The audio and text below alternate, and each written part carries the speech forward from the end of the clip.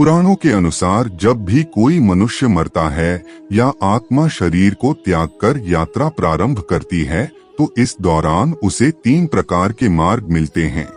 उस आत्मा को किस मार्ग पर चलाया जाएगा यह केवल उसके कर्मों पर निर्भर करता है। ये 3 मार्ग हैं, अर्ची मार्ग, धूम मार्ग और उत्पत्ति विनाश मार्ग। तो चलिए जानते हैं किस मार्ग से गुजरकर हमें स्वर्ग या नरक ले जाया जाता है। और दोस्तों, आप लोगों से निवेदन है कि ज्ञान 24x7 चैनल को सब्सक्राइब कर लें और कमेंट में बताएं जय महादेव।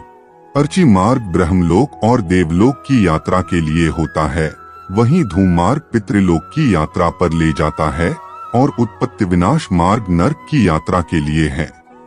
हालांकि सभी मार्ग से गई आत्माओं को कुछ काल भिन्न भिन्न लोक में रहने के बाद पुनः मृत्यु लोक में आना पड़ता है। अधिकतर आत्माओं को यहीं जन्म लेना और यहीं मरकर पुनः जन्म लेना होता है। यजुर्वेद में कहा गया है कि शरीर छोड़ने के पश्चात जिन्होंने तपध्यान किया है वे ब्रह्मलोक चले जाते हैं, अर्थात ब्रह्मलीन हो जाते हैं। कुछ सत्कर्म करने वाले भक्तजन स्वर्ग चले जाते हैं। स्वर्ग अर्थात वे देव बन जाते हैं। राक्षसी कर्म करने वाले कुछ प्रेत्योनि में अनंत काल तक भटकते रहते हैं और कुछ पुनः धरती पर जन्म ले लेते हैं। जन्म लेने वालों में भी जरूरी नहीं कि वे मनुष्य योनि में ही जन्म लें। इससे पूर्व ये सभी पितृलोक में रहते हैं, वहीं उनका न्याय होता है। आत्मा 17 दिन तक यात्रा करने के पश्चात 18वें दिन यमपुरी पहुंचती है। गरुड़ पुराण में यमपुरी के इस रास्ते में वैतरणी नदी का उल्लेख मिलता है। वैतरणी नदी विष्ठा और रक्त से भरी हुई है। जिसने गाय को दान किया है वह इस वैतरणी नदी को आसानी से पार कर यमलोक पहुंच जाता है, अन्यथा इस नदी में वे डूबते रहते हैं और यमदूत उन्हें निकालकर धक्का देते रहते हैं। यमपुरी पहुंचने के बाद आत्मा पुष्पोदका नामक एक और नदी के पास पहुंच जाती है, जिसका जल स्वच्छ होता है और जिसमें कमल के फूल खिले रहते हैं। इसी नदी के किनारे छायादार बड़ का एक वृक्ष है, जहां आत्मा थोड़ी देर विश्राम करती है। यहीं पर उसे उसके पुत्रों या परिजनों द्वारा किए गए पिंडदान और तर्पण का भोजन मिलता है, जिससे उसमें पुण्य शक्ति का संचार हो जाता है। यमलोक के 4 द्वार है। 4 मुख्य द्वारों में से दक्षिण के द्वार से पापियों का प्रवेश होता है। यम नियम का पालन नहीं करने वाले निश्चित ही इस द्वार में प्रवेश करके कम से कम 100 वर्षों तक कष्ट झेलते हैं। पश्चिम का द्वार ऐसे जीवों का प्रवेश होता है जिन्होंने दान पुण्य किया हो, धर्म की रक्षा की हो और तीर्थों में प्राण त्यागे हो। उत्तर के द्वार से वही आत्मा प्रवेश करती है जिसने जीवन में माता पिता की खूब सेवा की हो, हमेशा सत्य बोलता रहा हो और हमेशा मन वचन कर्म से अहिंसक हो। पूर्व के द्वार से उस आत्मा का प्रवेश होता है जो योगी, ऋषि, सिद्ध और संबुद्ध है। इसे स्वर्ग का द्वार कहते हैं। इस द्वार में प्रवेश करते ही आत्मा का गंधर्व, देव, अप्सराएं स्वागत करती हैं।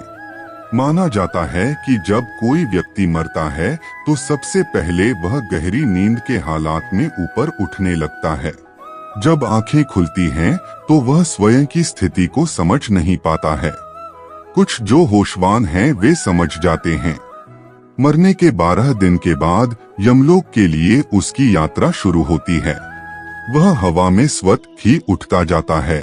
जहाँ रुकावट होती है वहीं उसे यमदूत नजर आते हैं जो उसे ऊपर की ओर गमन कराते हैं। आत्माओं के मरने की दिशा उसके कर्म और मरने की तिथि अनुसार तय होती है। जैसे कृष्ण पक्ष में देह छोड़ दी है तो उस काल में दक्षिण और उसके पास के द्वार खुले होते हैं, लेकिन यदि शुक्ल में देह छोड़ी है तो उत्तर और उसके आसपास के द्वार खुले होते हैं। लेकिन तब कोई नियम काम नहीं करता जबकि व्यक्ति पाप से भरा हो। शुक्ल में मरकर भी वह दक्षिण दिशा में गमन करता है। इसके अलावा उत्तरायण और दक्षिणायन सबसे ज्यादा महत्व होता है। उत्तरायण में मरने वाले 4 द्वारों, 7 तोरणों तथा पुष्पोदका वैवस्वती आदि सुरमय नदियों से पूर्ण अपनी पुरी में पूर्व, पश्चिम तथा उत्तर के द्वार से प्रविष्ट होने वाले पुण्यात्मा को भगवान विष्णु के दर्शन होते हैं, जो शंख, चक्र, गदा, पद्मधारी, चतुर्भुज, नीलाभ रूप में अपने महाप्रासाद में रत्नासन पर दर्शन देते हैं। ऐसी शुभ आत्मा स्वर्ग का अनुभव करती है और उसे शांति व स्थिरता मिलती है। स्वर्ग में रहने के पश्चात वह किसी अच्छे समय में पुण्य, अच्छे कुल और स्थान में जन्म लेती है। दक्षिणायन में मरने वाले जो लोग पापी और अधर्मी हैं, जिन्होंने जीवन भर शराब, मांस और स्त्रीगमन के अलावा कुछ नहीं किया, जिन्होंने धर्म का अपमान किया और जिन्होंने कभी भी धर्म के लिए पुण्य का कोई कार्य नहीं किया, वे मरने के बाद स्वतः ही दक्षिण दिशा की ओर खींच लिए जाते हैं। ऐसे पापियों को सबसे पहले तप्त लौहद्वार तथा पूल, शोणित एवं क्रूर पशुओं से पूर्ण वैतरणी नदी पार करना होती है। नदी पार करने के बाद दक्षिण द्वार से भीतर आने पर वे अत्यंत विस्तीर्ण सरोवरों के समान नेत्र वाले, धूम्र वर्ण, प्रलयमेघ के समान गर्जन करने वाले, ज्वालामय रोमधारी, बड़े तीक्ष्ण प्रज्वलित दंतयुक्त, सनसी जैसे नखों वाले, चर्म वस्त्रधारी, कुटिल भ्रिकुटी भयंकरतम वेश में यमराज को देखते हैं। वहां घोरतर पशु तथा यमदूत उपस्थित मिलते हैं।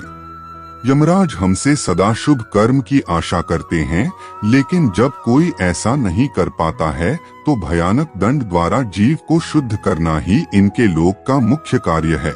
ऐसी आत्माओं को यमराज नरक में भेज देते हैं। तो दोस्तों, आज के लिए बस इतना ही। वीडियो पसंद आए तो एक लाइक और ज्ञान 24x7 चैनल को सब्सक्राइब कर ले।